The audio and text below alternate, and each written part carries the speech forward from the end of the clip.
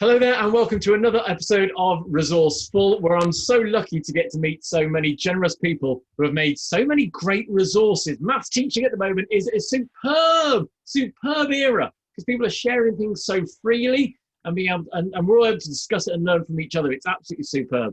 So during this series, I've met lots of great people who share fantastic resources. And today, I'm really looking forward to meeting my guest, Dr. Andrew Blair. Inquirymaths.org is the website. It's one I've been wanting to use a lot more of. I've seen him speak before, and I'm really looking forward to hearing him speak today. So what I've got to say, therefore, Dr. Andrew Blair, come on down. Hi, Tom. Dr. Thanks Blair. for inviting me.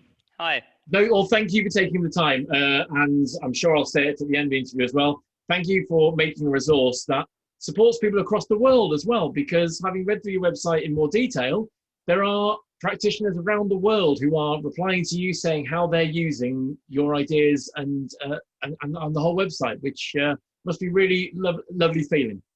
Yeah, I think there's probably about 300 teachers now who've interacted with it in some way, either by sending in their experiences of inquiry in the classroom or even making up an inquiry prompt. I would say I look much younger in that photo you found of me. So that's very kind of you. The photo of me, I had short hair. I haven't grown my COVID beard, so yes. But that comes up every time. I need to get that photo changed. Anyway, I don't want to make. I'm always determined that these are under an hour because it makes it a bit more accessible to everyone. Hopefully, people will enjoy the next 60 minutes. But I think we need to know a little bit about you first and foremost. Your teaching background. So maybe 60 seconds. What's got you to where you are today and the creation of the website? Oh, 30 seconds. 60 seconds. 60? You can have 2 minutes if you like. 2 minutes, thank you. I've been teaching 30 years. I started in the London Borough of Islington in a state comprehensive, and I've taught mainly all my life in state comprehensives, and I'm currently in Camden, next door to Islington. I've been a head of maths in 4 schools over the last 20 years, which has been a very interesting experience to see how the demands on maths departments have changed over that time. Do you want me to go into how I set up the website? Yeah, I mean, one of the questions I got for this was encouraging that culture of change in the department. And because you've been part of 4 teams with this, that's going to be really interesting that's really great to hear about that. Let's hear about, yes, indeed, the creation of the website. Okay, well, about 2002, 2003, during the time of the National Numeracy Strategy, when there were 3-part lessons, you had your starter, your main, and your plenary. I had a starter, and I can't remember exactly what it was, but it was something related to fractions, I think. And that starter went for the whole hour. Luckily, the National Numeracy consultant wasn't around to stop me. And the energy and the enthusiasm in the classroom was so great that I came out thinking, I wish I could recreate that in every lesson that I have. And it got me thinking about how I could do that in a more formal way so that I could assess the learning of all students, perhaps, because I wasn't sure that while everyone was contributing, or felt everyone was contributing, that sense of excitement, sometimes as a teacher, you kind of miss things, perhaps. So I wanted to kind of formalize the learning process and also make it perhaps a bit more purposeful so that students took a role in a direction. It kind of went in some very exciting and interesting directions, but actually it wasn't particularly planned by students or me. And to get that enthusiasm, excitement with planning, with learning, is kind of where Inquiry Maths was born and what Inquiry Maths is all about, I suppose. And in about 2012, I think I set up the website. So, 8-9 years of kind of gestation of ideas about how this model could work and what it actually means. And then I started to get teachers say, we've got a lesson on sequences. Give me an idea. What inquiry prompt do you have for that? We've got a lesson on, I don't know, multiplication. Give me an idea for that. What inquiry prompt do you have for that? And eventually I thought, well, I can't keep answering all these questions because I just haven't got enough time in the day as a head of maths. And I thought that's when the website was born. I'm really intrigued, as I said earlier, how to establish it in the classroom, but also in a department. So I'm sure we'll get to that. we've both prepared a few things, but there's one thing that was my first question. And I'm sharing it with you, even though I think I found out the answer, but I think it actually helps set the tone for the website. So if I just share my screen briefly, because the first question I think is, what's the difference? And so when I looked into this, I started realizing, I think, in fact, you know what? Can you give me the answer? Because I expect you get asked this all the time. Well, I don't get it. I don't. I'm not asked it that often, but I mean, I've got my definition. I've come to terms with both terms, and I define it in both of them in a certain way. But I mean, it's a contested field, and some people would say inquiry and inquiry are the same thing. For me, inquiry is a model of teaching, and would involve a whole process from students being involved in setting up the inquiry all the way through to them being involved in evaluating how it's gone. And it's a model of teaching. Inquiry for me might be a task, might be an individual task that allows them some freedom to apply more than one method, or to find, or to be creative in finding a solution. But that task might be quite constrained at the start and might have a definite end. So that's more for me an inquiry with an E. Because I got inquiry as, if you inquire... Inquiry with an I, yeah, go on. in. Oh, yeah. I got the idea in my head that just to inquire is enquire with an E, is almost just to ask. But inquiry is to investigate, to explore, to challenge, to conjecture. And that's how when I started trying, I mean, again, you look at loads of different websites that try and compare them. But I got this flavor of inquiries nearer to investigation and mathematical thinking. Yes, I mean, in an inquiry with an I, as a pedagogical approach, I would hope to get all those mathematical processes in. So I would ask students to question, to observe, to notice, to then explore, to spot patterns, perhaps, to conjecture, to generalize, to reason, to explain, to prove. So all those inductive processes and deductive processes around reasoning, I would see as an inquiry. Enquiry with an E is kind of a lesser thing, I suppose, and might be just an individual task that a teacher uses as part of a lesson, where there's more freedom for students to, as I said before, to apply maybe kind of an individual method for solving a problem, perhaps. I mean, we'll try and now use the term inquiry from now on, always meaning I. But all the words you use then, I think all of them are in the national curriculum. You use so many of the words. There they are, AO2, and of course helping us towards AO3 as well. And that's the strength. Well, shall I say the weakness? I think actually of many teachers sometimes that I work with. We're used to maybe the old GCSE, the methodical, where that exploration, the investigation. I mean, conjecture was a word I don't think I even considered when I started teaching. And I said, I saw that. I felt that a lot whilst looking through your website and beginning to try and understand it a lot more. Yes, there are. In the national curriculum, in the Key Stage 3 program of study and Key Stage 4 program of study, there are three aims which kind of override everything else, as I understand it. Fluency, thirdly, problem solving, and in the middle it says reason mathematically by following a line of inquiry, and then lists all those that I just listed. So for me, inquiry maths fits that aim, and that if you are carrying out inquiries, perhaps in the way I suggest, or in ways other people suggest, I think you can cover aim 2.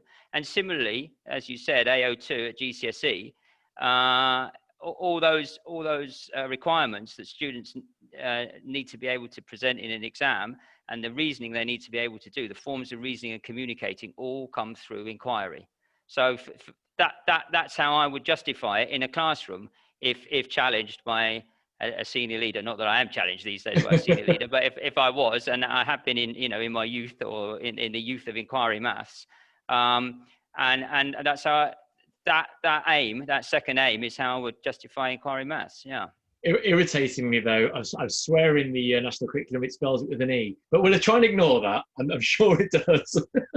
No, I think you're right. I think you're right, and I think this is where what I'm talking about is a whole package of inquiry, that could stretch over 6 lessons, 6 1-hour lessons, or even longer lessons, 2 or 3 hour lessons that we might be teaching now.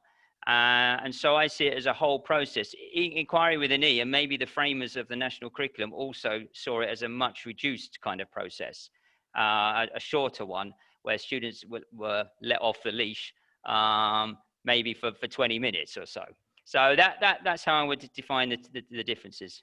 Now, before we started recording, you just mentioned almost nonchalantly that you stayed head of maths because you just want to still be in the classroom. You're still getting the joy out of delivering these lessons and the experience back from them. So let's talk about these lessons. Okay.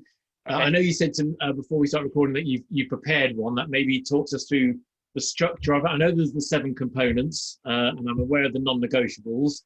But that's what we want to talk about, because I've only known that by preparing for today, and I want to hear more from you. It's interesting what you just said, and you're one of the first people to know this. I've actually stepped down. I didn't say that in my little introduction because I found it quite hard actually. I've actually stepped down from being head of maths for the first time in 20 years, and I'm now a main scale teacher exactly for the reasons you've just said. I want to teach 41 out of 50 periods, and so I'm really excited. And I've kind of gone down, and I've never been interested in going up, if you call going into the classroom down. So I've just stepped down. Sorry, I've taken us away from the point. You want to talk about? Introduce. I know you said you've got one prepared, so I'm sure by talking that it will explain to us how we introduce them, what they look like, what the model is. So share away. Okay. Well, I'm going to share my screen. This is going to be interesting. Here we go. So what I've done, I've prepared a slideshow on one of the inquiries, one of the kind of more popular ones, I suppose, maybe in the top 20 on the site.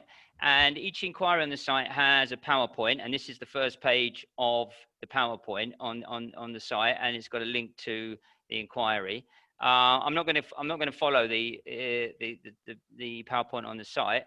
So I would start with the prompt, and this is called the intersecting sequences prompt. And I would ask students to observe something, to comment on something, to notice something, to ask a question. And they would normally have 5 minutes to do that. And in schools these days, many schools have a do now task. We do. And this would be the do now task. And to support that, I would also give them these stems, these kind of mathematical questions, going from kind of more concrete, what does something mean, to more advanced questions, more open questions. Would it be if? So that involves transforming the prompt in some way and thinking at a deeper level. And similarly, in terms of the comments, we notice. So that's kind of a basic level. A student might point out something that they notice, and at a kind of higher order end, we can change something, we can transform something, and they're thinking about how the prompt might be developed at that stage. So these questions, interject, Tom, at any time. I'm just going to, go on. No, sorry, I'm thinking immediately because I noticed other stuff on your website and the habits of mind that someone shared.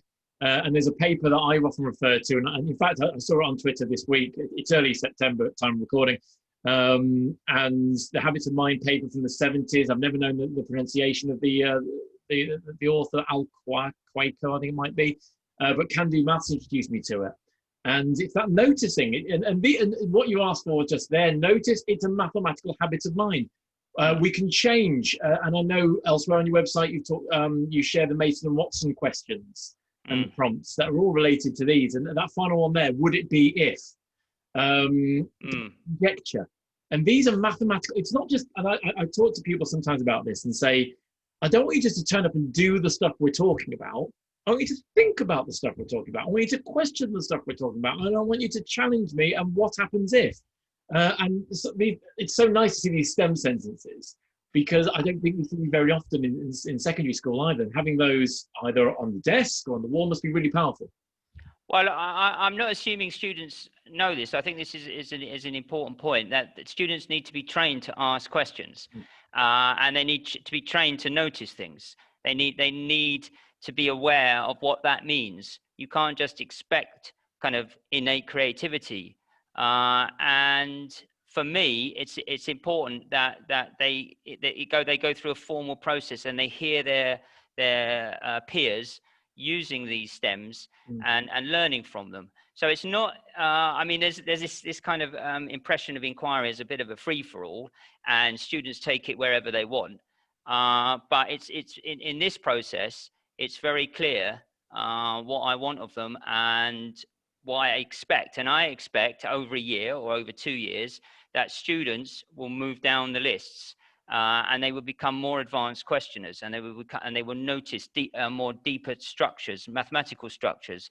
And so by the time we get to the end of year 8 or the end of year 9, we start at a far deeper mathematical level than maybe we started at as you said, at the beginning of September. And I've started one inquiry with my new year 7 class, and the questions weren't particularly deep, but I wasn't expecting that, and they were more to the top end of this slide. But as over the next 2 years, I hope the majority will get into those deeper questions. And I think that reminds people that these inquiries will not work. Like anything new to the classroom, be patient with it, because if it didn't work, I'm not going to do it again, is far too easy just to throw away. As you say, we need to teach the pupils these skills. There is that, but there's also this idea, as I just said, and it's the biggest danger in inquiry teaching, that you just throw out a prompt and students will know what to do. They don't know what to do. And they need to be, inquiries initially, especially, need to be structured. And teachers need to provide that structure. And then they can start negotiating with students after, I don't know, half a year. We can start negotiating the structure. If students want to go off and do something differently, perhaps, then we can talk about it. And there's a mechanism for developing their ability to plan for themselves. But initially, I've run a very structured inquiry. I am running a very structured inquiry in my year 7 class, and they haven't got much freedom to do much else at the moment other than the structure that I put in. And I think that the problem for some teachers is they make it too open. They think that inquiry is an open process. It is open eventually. That's the aim, to run an open inquiry where students can set up a mathematical question and solve it mathematically or resolve it, and go through an inquiry process and explore and conjecture and generalize and prove all for themselves. But that is the end process, and that might take 3 or 4 years of secondary school, doing these inquiries. So we can't expect them to know that, from day one, or even, the day one of year 2. So it needs to be structured. That's my big thing, I would say. Yeah. And on the website, you suggest the 3 methods, if you like, or 3 types: the structured, the guided, and the open. And you've written on the website the non-negotiables within the structure as well. Begin here, just outside their current learning. So it's a little bit of that stretch. The thing about the zonal proximal development, but it's got to start structured. Otherwise, so I'm hoping this example we've got, I'm going to hope is structured, or you're not. I'm going to show you ways that it could be structured if it's an early inquiry, and then I'll show you ways that it's kind of been more directed by students, and their ideas have been followed, and the ideas that they've had coming out of this. It's interesting what you say about structured, guided, and open. I mean, that distinction is quite helpful in planning. So with my year 7s, I'm running a structured inquiry until I know them better. But maybe, by Christmas, I'll take a more kind of open approach with some of them, and I'll just guide them, because they might prove to have better inquiry skills. That I would also add, that's not necessarily the same as those with higher prior attainment.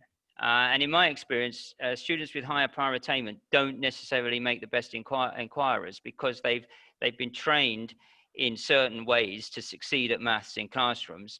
And when you throw this stuff at them, or when you ask them to look at a prompt, they can become anxious because they think, hold on, I don't know this situation. You know, give me my 20 questions and I'll answer your 20 questions and I'll be a success. So students with higher prior attainment aren't necessarily the best inquirers. So again, it's a very kind of, I would say it's quite a democratic way of teaching, because the other skills and other students can really flourish in this environment. For students that you wouldn't necessarily, based on prior attainment, would think that they could.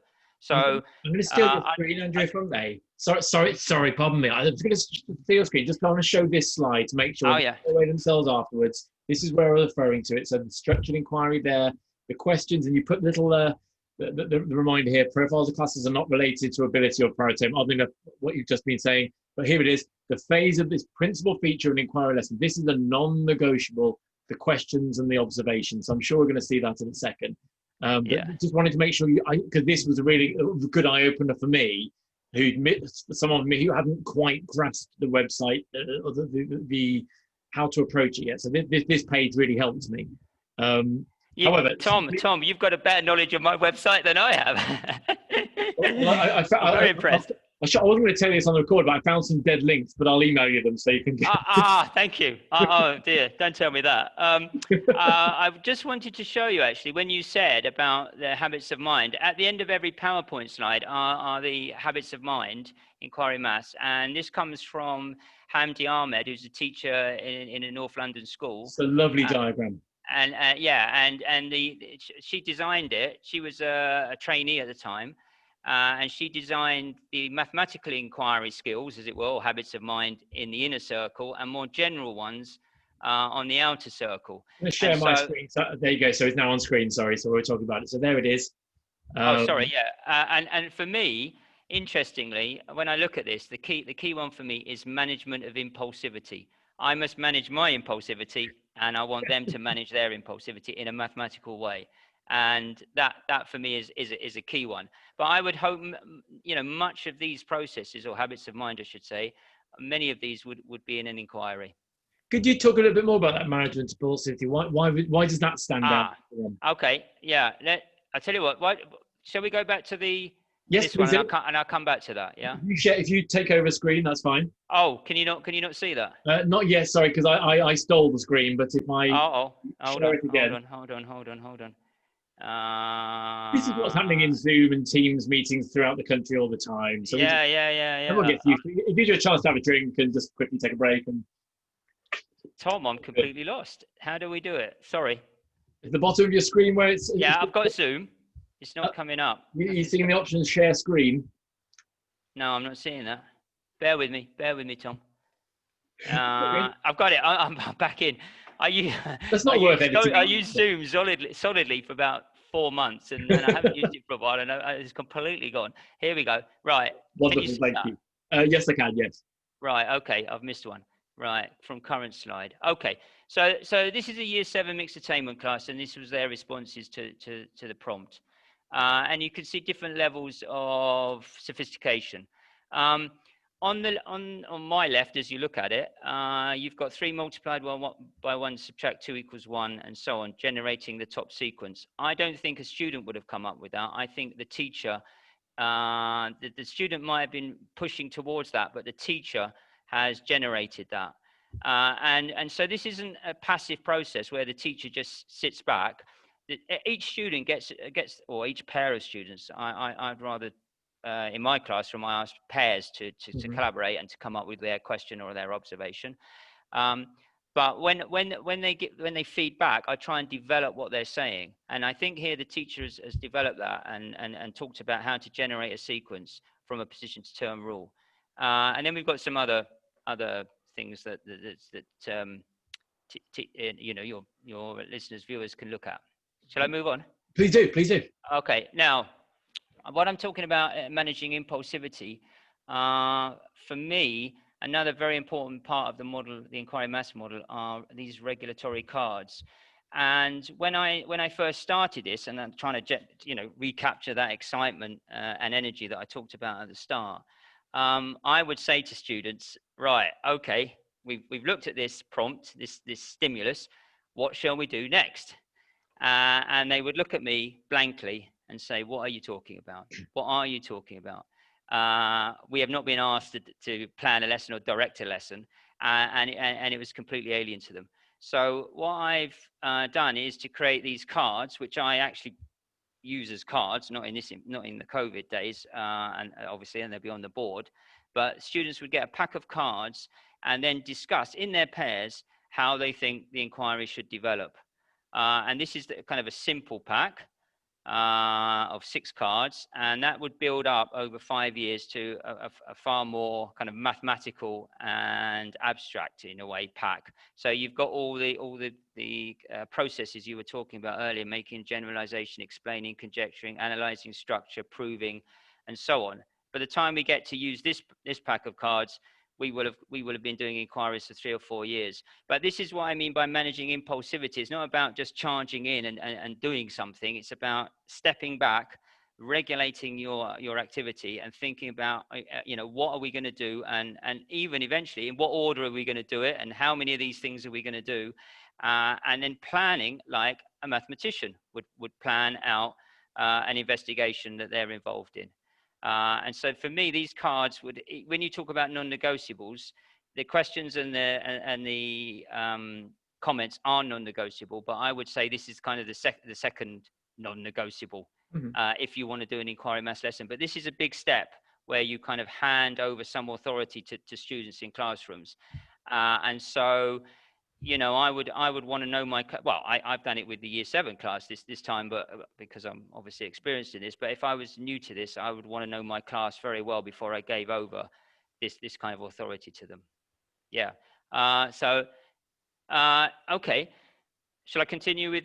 Yeah, indeed. I mean, I remember the first time I came across your website, and I'm trying to think about anybody watching who is asking those those questions at the moment. But what if they don't know, etc. And I know you've got some frequently asked questions on there, and there are going to be times where it is very much direct. There is direct instruction, but so this isn't just let them go and they'll learn it all themselves. I think it's worth pointing out. You intervene and teach when it's needed. Exactly. I think that's a big misconception about inquiry. That the teacher has, as I said, as I described it earlier, has this passive role and doesn't do anything. And for example, when we go back to the cards, a student might not understand, ask the teacher or a student to explain. I mean, they're taking responsibility for their own learning at that point. They're saying, we don't understand this procedure, we don't understand the concept. And so if a student says that, I will say, well, what is it you would like me to explain if that's not obvious? And if I know the knowledge is already in the room from the questions that have been asked, and I can see the kind of knowledge that is in the room and who holds that knowledge, I might ask a student to come forward. Again, not in this day and age, unfortunately, or I might ask a student to explain.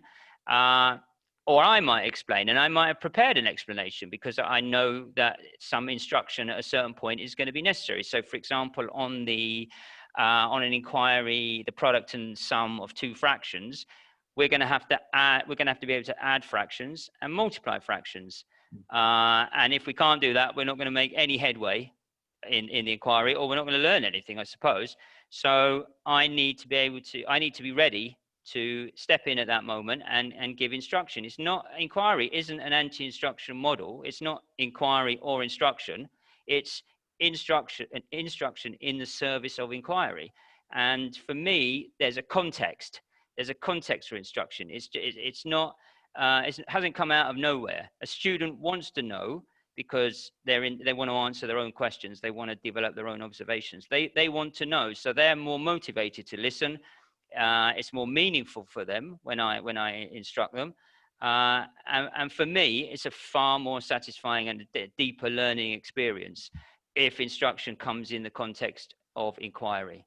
But it's not, then they're not, I don't think you can see them as one or the other. You either instruct or you do inquiry. Instruction can be built into an inquiry process and should be built into an inquiry process, perhaps, especially if the students are indicating that they don't know how to proceed around a concept or a procedure. I'll go on. I'll go on. And now we were talking about a structured inquiry. And so here is a structure that I would put in place, and this is on the website. This is just a worksheet. Well, not just a worksheet, it's a worksheet. It's a term-to-term inquiry. So if we go back to the prompt, you can see that it's a position. They're position-to-term rules, but within the inquiry, you can differentiate, and I think that's why this is so useful for mixed attainment teaching. This process, because I can give out this sheet, which is a term-to-term. It has term-to-term rules on, start 2, add 3, start 3, add 2, and then you get an intersecting sequence, 5 and 11. And the rule for that term-to-term rule is start 5, add 6. So students, again, are involved in conjecturing what's the connection between the first two rules and the rule of the intersecting sequence, where the sequences overlap, or where they've got common terms, I should say. I don't think I've actually explained in all this. No. I mean, very well what the prompt, what the potential of the prompt is. But this is one structured inquiry that you could offer. But they're forever just looking at that first one. Where on screen it says start 5, add 6. So where did that 5 come from? Where did that 6 come from? If you've ever got those questions available and you're encouraging those pupils to be thinking that, then they're going to make a conjecture for the one below and say, well, I'm going to predict it's going to be a 5 and a 6 again, because the numbers are the same, but they've only been switched, for example. Yeah, exactly, Tom. That's exactly right. And here are some conjectures that came out of a year 7 class, probably one of my classes actually, about 3 years ago, I think. So you can see Elijah has been using term-to-term rules at the top, and he conjectures that there's a connection between the start number, 6 add 5, or 5 add 6 to make 11, and then you multiply the numbers that you add on. 2 multiplied by 5, obviously 10.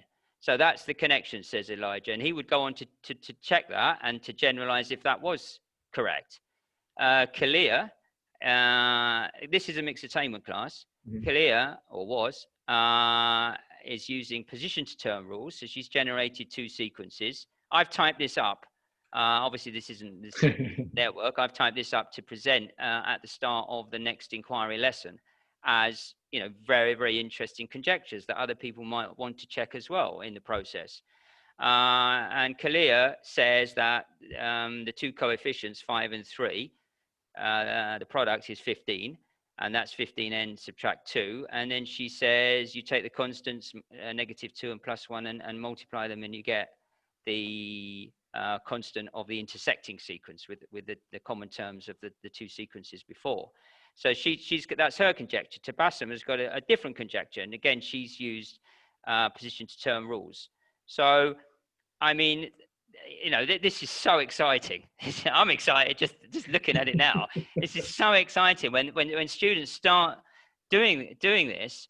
Spontaneously, they started looking at spontaneously, and obviously I use these 3 examples to spread those ideas. And if they weren't in the class, then maybe I would introduce a conjecture or ask them to consider making one themselves. But in this particular class, these arose spontaneously, and that was amazing. That particular class, this inquiry, and then students went on to check these for themselves with their own examples. So they're making up their own examples, creating examples, which is, another process that other teachers talk about students generating their own examples.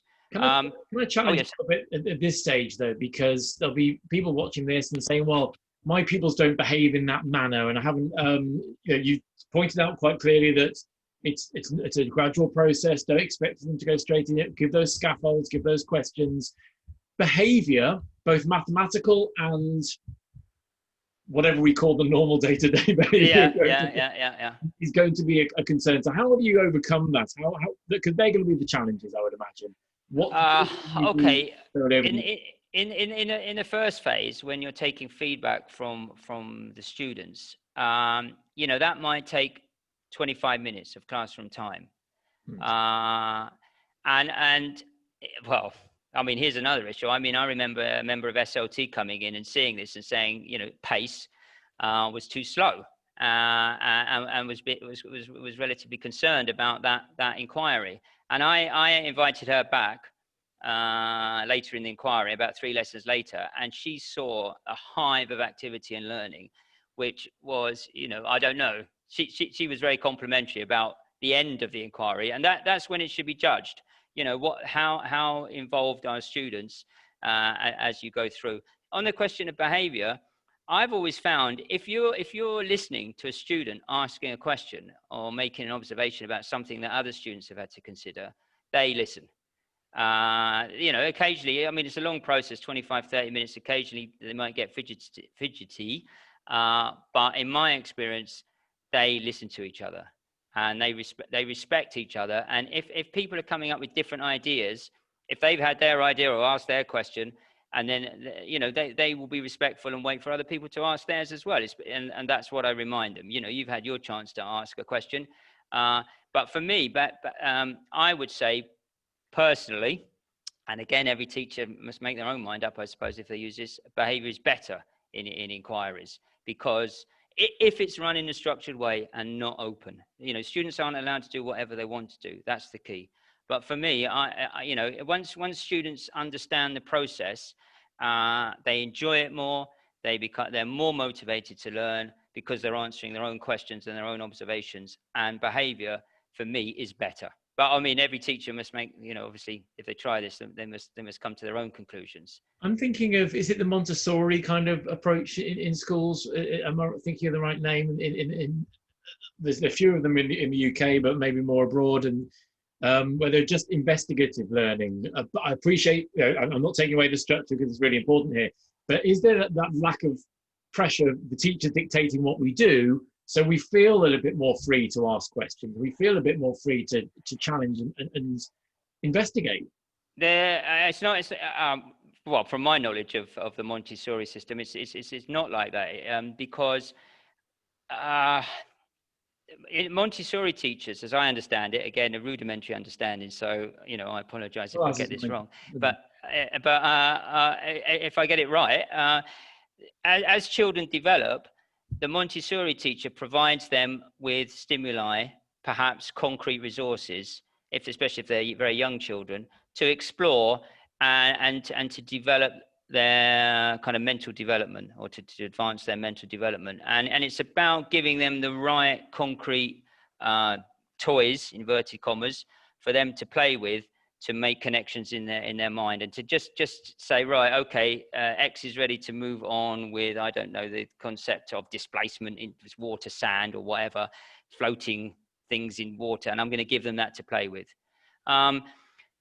This is I suppose this is a similar idea, in the sense that the prompt, as you said earlier, the prompt I want to set just above, and this is a very difficult skill, just above the level of the class.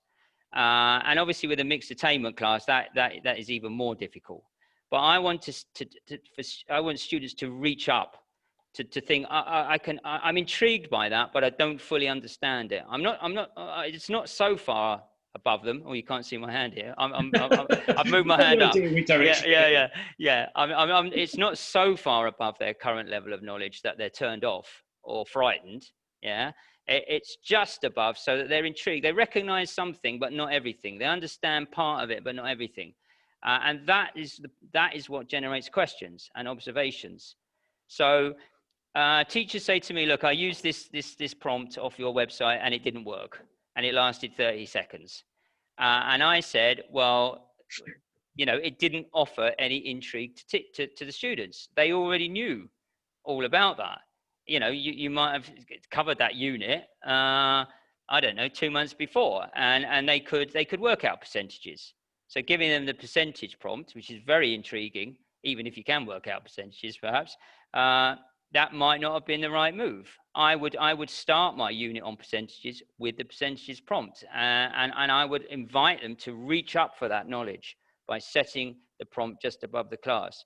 So on that prompt, you could adjust it and change it and make it more sophisticated if you've got a class that already knows a certain amount about calculating a percentage of a number, or you can make it a bit easier if that was, if the prior attainment meant that the prompt was too far above the general level of the class. So it's not just about taking prompts off the shelf. Maybe initially you would do that, a teacher would do that just to get the feel of it. But eventually you'd have to start thinking, well, is this prompt really appropriate for my class? And if it's going to last 30 seconds and the students say, I've done it, yeah, that's it. There's no intrigue there. And if there's no intrigue, there's no inquiry. Andrew, I'm enjoying so much just talking to you, but it occurred to me how little we've got through your inquiry that you set up. Oh, right. I'm going to stop asking questions. It takes in other directions. Okay, let me try and share this screen. Model. So let's again. share the screen again. Yeah. So keep thinking of different things. I'm writing down questions for later on as reminders now, because I'm losing I'm causing the fork in the road that we keep going off. So okay, well, I've just got, but here, I mean, these are all on the website. So let's just get through this. These are all, this is one line of inquiry. I might structure this, but it has, I mean, all of these lines of inquiry have developed spontaneously in classrooms. So I haven't had the forethought to develop these myself. And these have all come from students. The students say to me, what happens if in term-to-term rules, the two numbers of one term-to-term rule are even and the other two are even? You know, is there an intersecting sequence? What is the overall rule? And similarly, with position-to-term rules, even, and so on. So that's one line of inquiry that has generated lots of practice, lots of generation of examples of nth terms leading into sequences, and then taking sequences and finding the nth term for a sequence. Now, this is a very interesting line of inquiry, and this came up first of all in a workshop, a teacher's workshop, and they noticed that the gap between 7 and 13, or the numbers between 7 and 13, can get bigger, obviously, or there can be more numbers. So if you keep 7 and 13 and two terms before the 7, and then you put 2 inside the 7 and 13, two numbers. I'm pointing at the screen. No one can see what I'm talking about. I think we can see where you move your mouse. Right. Okay. Then 3 numbers. Brilliant. And 4, and so on, and then you can make a whole new inquiry, developing a general position-to-term rule for these expressions. Mm-hmm. So that, I mean, I haven't explained that very well, but I'll leave anybody who's interested to look at the site.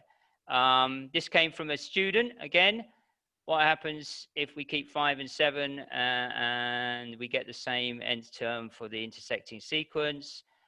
This is very interesting. This comes from a teacher called Katrina Martin, and this was in her classroom back in 2014. Oh my word, very soon after the site was created, June 2014. And I love the one on the right, and I can't see it because heads are in the way. Can I move us? I don't know if that works or not. I don't know. I think what it says is, instead of looking at the sequence of numbers that are looking at the numbers that are in the sequence, mm-hmm. Ryan looked at the sequence of numbers that weren't in the sequence 6n plus 1. So so we've got 7 and 13. So he's looking at looked at the sequence of numbers. Yeah, that weren't in either sequence. Yeah, I can see it. So the numbers created that weren't in either of them. Yeah. And so that is, open inquiry, but within a structured environment. That student has been encouraged by Katrina to go and look at that. This is a teacher. You can present it diagrammatically. That's on the site. I won't pause there. This comes from the same class, Katrina's class. If you multiply any two terms from the sequence, 6n plus 1, their product is also in the sequence. There's a little proof there. So this kind of shows how inquiry can lead eventually to proof, generalization, and proof. This is very nice.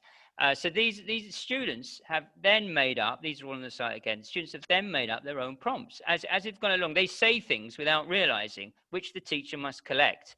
And you can develop other lines of inquiry. The product of any two terms in a sequence is itself in the sequence. So that the student wouldn't have expressed it like that, but the teacher kind of formulates it in mathematical language to present back to the class. And as another line of inquiry, if an plus b is an expression for the nth term, this is less sophisticated perhaps, is an expression for the nth term of a linear sequence with odd numbers only, a is always even and b is always odd. well, that can be tested as well.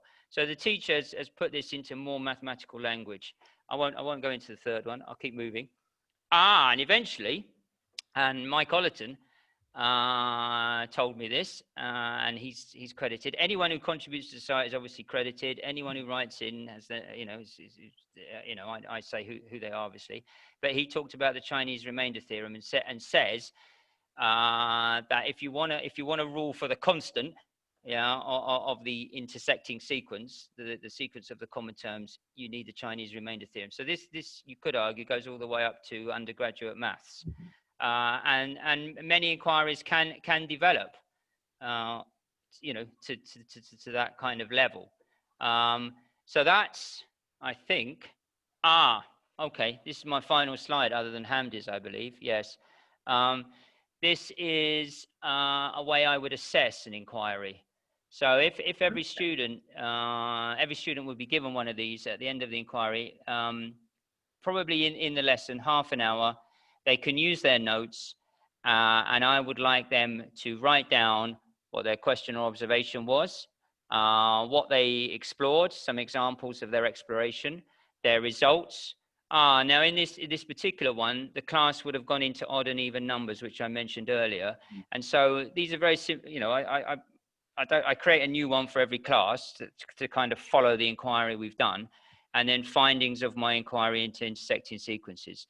And then I would assess their mathematical learning on this. They can use their books, and that's a way of assessing. Obviously, we also do assessments every half term, and the content of an inquiry would be in that assessment. So we assess in a normal way as well, but we also use this to see the mathematical processes that students have been through.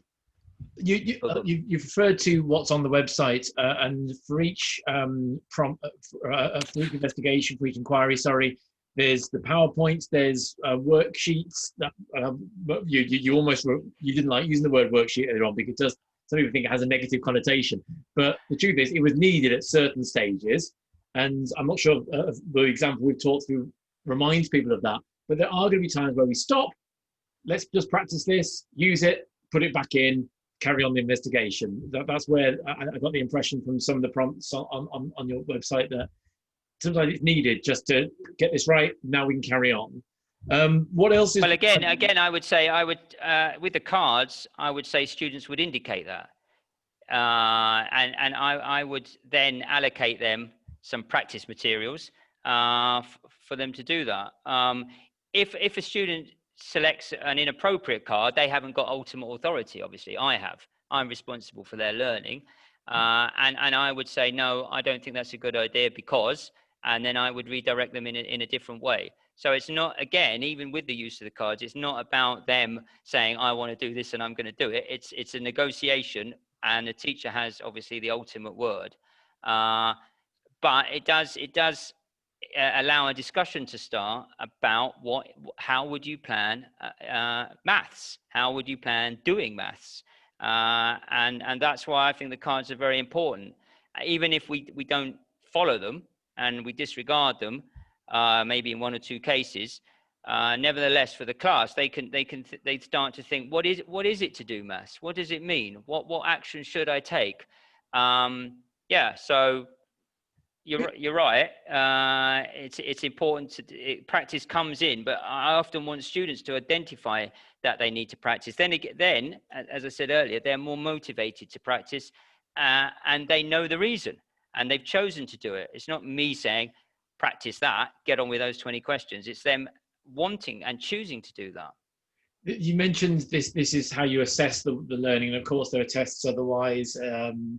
But this isn't the only style of teaching the style of lesson.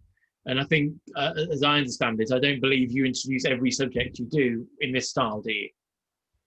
Well, we in the department we used 2 inquiries every half term. I might use more, and a teacher might cut them and use them for just 1 hour, and that would be the end of the process. I want to kind of develop them for much longer time, and I would be disappointed, I suppose, if they didn't last get to 5 or 6 lessons generated by the questions and the observations that students have come up with, and my ideas around where those could go, what lines of inquiry we could follow. There's a department. But you're right. Sorry, we don't only do these style of lessons. These style of lessons for me aren't problem solving, for example. It's a mathematical inquiry. So I would want problem solving lessons where students would get worded questions and learn how to answer them and the content within them, and how to combine different concepts to answer, for example, a GCSE question, which might have 3 or 4 different concepts in one question. So I agree with you fully there, Andrew. And I feel almost guilty, but I think this is. I argue this is problem solving, because you are giving them the skills to become problem solvers, and how important the inquiries are to actually create the problem solvers. So I might not call it a problem solving lesson necessarily, but I think you're building the mathematician, the problem solver. Okay, when I talk about when I talk about problem solving, I talk about it in because I'm so institutionalized after 30 years, I talk about it in the way that a GCSE would expect students to problem solve. Okay. So they would give them a question. The starting point is defined. There it is, and the end is defined. It's got one answer. And the examiner can mark it correct or not. And the student can combine different features of the question, different concepts of the question in the middle process, and come out with that one answer from that one starting point.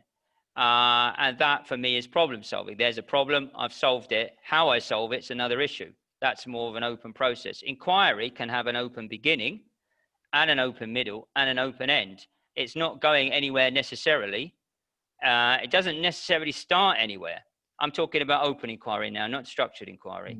And it's certainly got an open middle.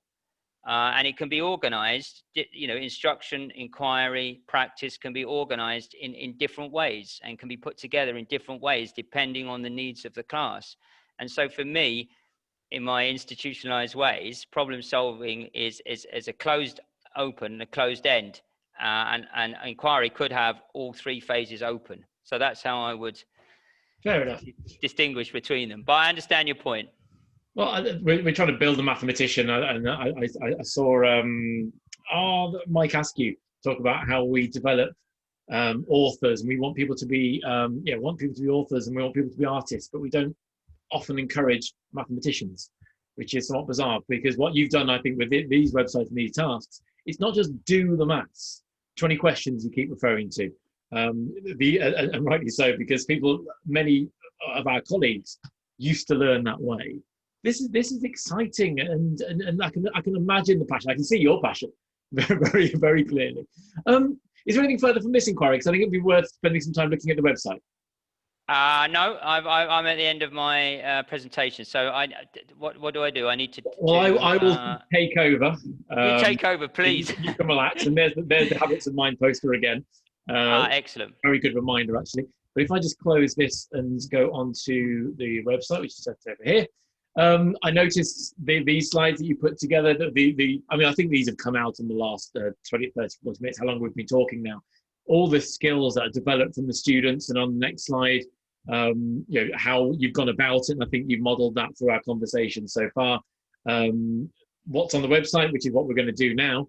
And I want to make sure people know where to find them and see what resources they get supported by doing these. And there it is. And I think there it is, the E that I was looking for, because I knew you had seen it on your website earlier. And again, showing the different practitioners around the world who've been using your website. So the prompts on the left-hand side. Now, for algebra, I happened to download this one earlier on, substitution. So I think I've still got that on the screen. If I go over to here, there's this PowerPoint. And as you said, there's the question. These questions are always on there. This is one I downloaded earlier on. Yeah. Again, if I just put them all on screen a bit, so you can see all of them now, there are your regulatory questions that you felt had to be in there. The structured element of it, to show that it's not just let them fly. You've this one, I don't know if this is one of yours, but I thought this one was quite nice because it helped maybe dispel that myth of this is then just getting on with it. No, no, no. Sometimes there's practice, and sometimes even this table's a scaffold to encourage that practice, whilst also investigating, whilst also inquiring. And there it is again. And as you suggest, there it is again to remind ourselves of what the lesson is. An alternative one, very lovely idea. But there was other stuff with that. So I think, there you go. So you've created this. I'm assuming this is almost a reflection sheet whilst doing the inquiry. Do you recognise it? I don't think that's mine, so I'm going to credit someone else, but I don't know who to credit. But I don't think that's my sheet, the one before. But what I liked about it was it showed the structure, which I think dispelled my concern before I knew more about it. So it was nice to see. I mean, these were all just from the website. I think they were what I have missed. So if we go back to the website, I think for some of these, there are notes and resources for some of these as well. That's interesting. Resources and reports more. You found another flaw. No, there used to be more notes, but now the notes are kind of more integrated into the body of the website. So you don't have to read through lots of. There are some notes on some, but it's more in the body of the website about what happens in the inquiry, what it's about, and where it might go. So that it's not about opening one document after another. And probably if anyone put them there. But, okay, so the notes are given. So if I just click on this one here, there you go. So this number line inquiry, and there's a lot more detail suggested here. The lines of inquiry, so full details really. So you've got an idea of where this is going before you start. You don't want to be going into something like this not having a clue what might happen. So whoever, if this isn't one of yours, or whoever's been good enough to share it, they've shared the direction that may just come up. I meant that sheet you showed. This is mine. If you scroll down, I just noticed something. If you scroll down on this page, there's a number of resources here I just want to point out. Yeah, well, I just saw there's someone. These are the regulatory cards, and this is Jabril, and he's starting to think. Oh, you've gone over it. Don't worry. He's starting to think how he can change the prompt. That was very advanced from a year 7 student. That's not what I wanted to point out. But anyway, it's okay. It's okay. But in other words, there is a lot of stuff here with regard to teachers' reflections, the resources that people have provided, lots of support teachers, which is fantastic. A lot of the pages I kept ready before to make sure we talked about them. We've mentioned this and the phases of the inquiry. In fact, you know what? I did copy 7 of them onto a PowerPoint before we started because I had a feeling these would come up. Orientation to the prompt, questioning and noticing, establishing aims, exploration. You're in more detail on the site. This page does exist. I thought they were worth pointing out because of the word instruction in there again, and I really felt that was one of the things that I realized when I first saw this. I just didn't see where my role was as the teacher, and now I think I'm beginning to, certainly by talking to you more as well.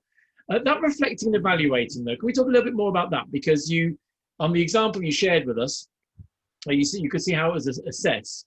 What is the reflection? What's the end point? Is it all shared ideas again on the board, or how do you really bring it together as a conclusion at the end of an inquiry? Normally, as we go along, I would maybe at the end of a lesson, I would present or ask students to present work in progress. So even if there's only one main line of inquiry going on and it's structured by the teacher, I try to get them to think about what they're doing, obviously, and to think about what they will present to the class and what example do they find the most interesting. So it's not just a question of them going through, I'm going to do one, I've done one example, I'll do another example. It's about them thinking, well, what is that example useful in the inquiry that we're involved in at the moment? And they're evaluating all the time, and they're reflecting on what they're doing. Hopefully, this is where hopefully we get to. And so it's not just a question of example after example. It's how can we use that example in a mathematical way. So at the end of every lesson, I would hope for work in progress, and at the end, not necessarily all students, because we haven't got time for that, and not the same students each time, but I would ask them to present their inquiry, where they've taken it and the process that they've gone through. And obviously time, we have huge time pressure. So that might be only 1 or 2 students, but it's a different 1 or 2 students each time. And it's a process. It's about being conscious of what you're doing. It's not I keep going back to it. You mentioned it a minute ago. It's not here's 20 questions, do it. You know, it's I've got this example. How is it important? What can I do with it? Where can I take it? It's those kind of questions. Each time there's a new example that I want to engender in students' thinking. So that's what I mean by reflecting, evaluate. It's not necessarily just at the end, just because it's the last of the 7. All those processes, and I think I've said this, can be mixed up. You know, student questions can come at any time. Just because there's a formal process at the start of student questioning, I'm certainly not going to not take a question after that. And I would, I would encourage any inquiry teacher not to just see it as a formulaic, you do this, you do this, you do this, you do this. Have those in mind, those 7 kind of features of a mathematical inquiry, but they could be structured in many, many different ways. And they can, you can bring in one after the other in different orders, in different inquiries. So yeah, I think that's an important point, that it isn't a form. Maybe in your first inquiry, it very much is a formula, and it's very much a structure. We're going to do that, and we're going to do that, and we're going to do that. And that's great. But as you get more involved in inquiry, it becomes a far more creative process, not just for the student, but especially for the teacher. And I think more about inquiries, and I love thinking about the development of inquiries. And my planning, is well, I don't want to say it's at another level, because I plan well for everything, head teacher. But I love thinking, how can we and how can I encourage students to develop this inquiry? And it's a very creative process, and each one is different. I would say that. Oh, you can see I'll put on screen this just because the first lesson, you might want that little bit of structure, maybe to make yourself feel a bit more comfortable. And so I thought this might be worth sharing as well. And again, I would encourage everybody who's watching to spend the time to read through the website, because there's so many different pages of thoughts that people have shared, but also just the direction. How can I do this myself? Because even just the hour I spent this morning thinking, I thought this morning I'm going to spend an hour, nothing else but reading the website. And suddenly my ideas of, okay, I think I can do this now. And obviously chatting to you even more so. So I thought it was worth showing that, as you just pointed out, the order does not, it's not concrete. I'm relating it to concrete pictorial abstract. That's supposed to be fluid. You can go from concrete materials to abstract, back to pictorial, back to concrete if necessary. The response to the pupil's thoughts and curiosity is key here. But there is this idea to help you support as the teacher if you're struggling the first time. So again, taken from your website. Is there anything that you feel? I feel I've had so many questions, but we've covered them just through conversation, which has been fantastic. There are primary resources here that it's nice to see. I'm guessing that you've had a number of primary teachers try and undergo use this technique. Sorry. Yeah, well, that kind of grew out of teachers in the primary sector using some of the prompts, and it's quite an undeveloped area of the site, I would say. And I don't have, experience of teaching primary or students learning and teachers teaching in primary, and I'm a little bit hesitant to make much progress with that without support from primary teachers. So primary teachers write in, but they generally, there are some prompts that are specifically for primary that I've developed and other teachers have developed, but it's mainly kind of examples of the other prompts, the main prompt on the main site, that have been used in primary. But there are some specifically for primary. I mean, I remember the website is designed for 11 to 16-year-olds, certainly for the year class English curriculum. Anything else you feel you want to share for this? Because I've got to take your three websites for the no textbook required section of the embarrassing part of the interview. But is there anything that you feel from this that you really want to make sure anyone watching takes away and thinks, this is what I've got to try and do, this is the bit I've got to read first, this is the main crux, if you like? Well, I go back to it. Structure the inquiry first time. Go through those phases. Ask students to comment and question. Don't use the cards necessarily. I mean, because that's more advanced again. Structure the inquiry after that. and come back to their questions. If you structure a lesson for, I don't know, you've done the questions and the observations, it takes 15 minutes. You plan another 45. Come back in the second lesson and say, yeah, I noticed Nassim, John, Julia, whatever, asked this question. That's a fascinating question. I'm going to spend this lesson answering or addressing that issue, answering that question or addressing this issue. And in that way, whichever student you've chosen, whichever has made that comment or asked that question, you know, it invests in the inquiry process next time, and other students can see that their comments are taken seriously. So build a lesson on something that a student has said, if possible, and again, structure. So it's a very gradual process to get into open inquiry. Don't rush it. Don't rush it, because you'll become disillusioned. I've just started just to share something on my screen then, which I didn't mean to, and I realised I was doing it. This is also. I was looking down. I didn't see it. What was it? No, it's more for anyone watching, of course. But the departmental reflection, 10 questions to evaluate. I just want to make sure this was shared, because again, this came from your site, which I thought was a really nice thing to share for any heads of department watching, to say, right, what worked, because what didn't work, and have that. I thought just 10 nice questions that I wanted to make sure I did share, because just like pupils, teachers don't always like change, but one of the biggest things we can ever do is reflect on it to see what was successful and what we can do going forward. Andrew, I've thoroughly enjoyed chatting and learning more about, but I want to learn just a little bit more about you now. And so therefore, I'll just stop there a second. You are supposed to sing along. You don't have to, you can mime it if you like, and I'm hoping you recognise the classic 80s tune, but we'll get it started. There's some maths that's been on my mind. You look a bit confused, don't you? You do recognise the song, by the way. Am I supposed to be singing here? No, you mime. I just pretend. I've recorded it. All right, okay. Do you recognise the 80s? The hit? You worried me there. Do you recognise the 80s? The 80s hit from which I've covered, by the way. Well, I know 80s songs. I haven't picked it up yet. Go okay, on, I'll stop talking. I'll just let it play through with my maths version. Okay. All right. There's some maths that's been on my mind. It's all online, no textbook required. This is the bit we're supposed to join in and go, yeah. Yeah. Any idea I did it. Song? I thought you were singing, Tom. Sorry. It was me singing before. Was you singing? Oh, very good voice. Oh, no, thank you. Very kind. If I show you this, does this tell you who it was now? Is this 80s music thing completely lost for you? Because I haven't been asking any of my guests it. Do you recognise the No, I'm completely lost. I'm completely lost. So the 80s album, No Jacket Required, Phil Collins, that's the image on the front of his... Okay, it's completely lost, that's fine. Sorry. No problem. The point Sorry, of it Tom. is, I'm not anti-textbook. I just love how much is shared online. And I don't want teachers I want to make sure they don't blindly follow questions or use resources without giving thought. And certainly with your website, Andrew, it will not work if you don't give real thought to it.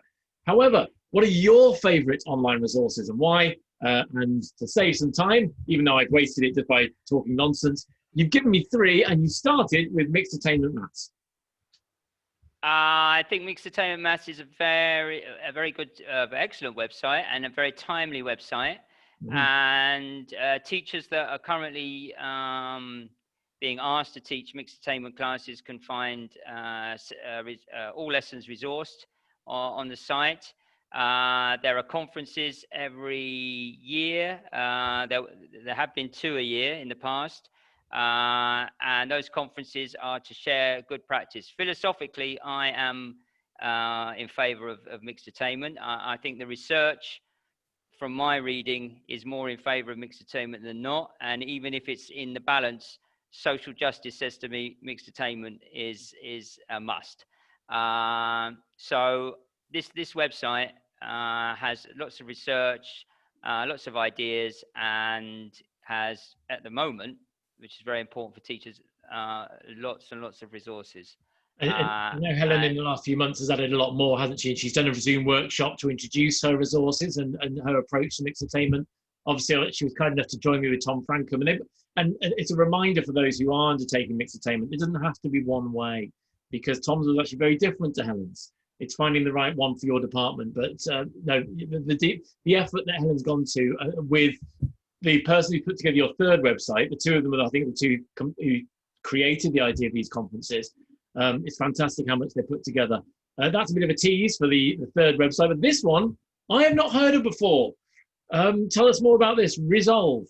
The Australian government puts, well, I think quite a lot of money in. I'm not sure if the researchers would agree that it's enough, into getting more inquiry into schools in Australia. And the project was called, or is called Resolve, Maths by Inquiry.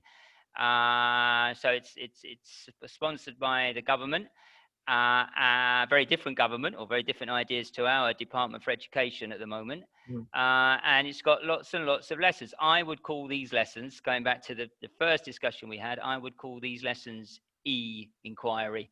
They're very structured. And well, if we go to, I mean, year 7, you can see that they've got every year up to year 10. And you can see the lessons. And if you click on one of those, I know the first one, you can see there's a lot of structure. Okay.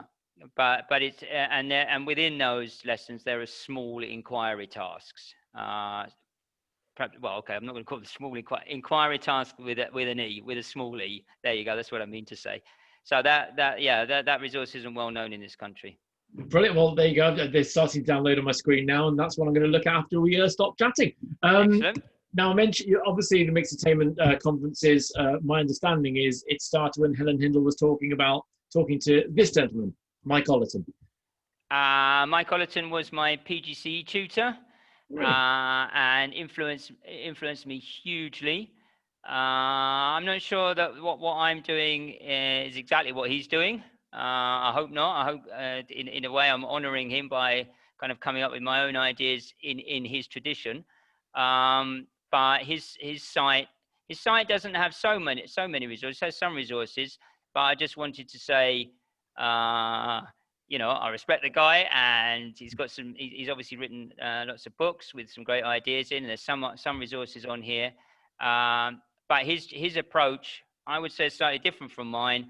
And he presents at the Mixed Attainment Maths conferences as well, and those conferences bring together, you know, these different ideas, and it's very interesting to see the differences. But I'm gonna, you know, in homage to my PGC tutor, I'm going to mention his website as well.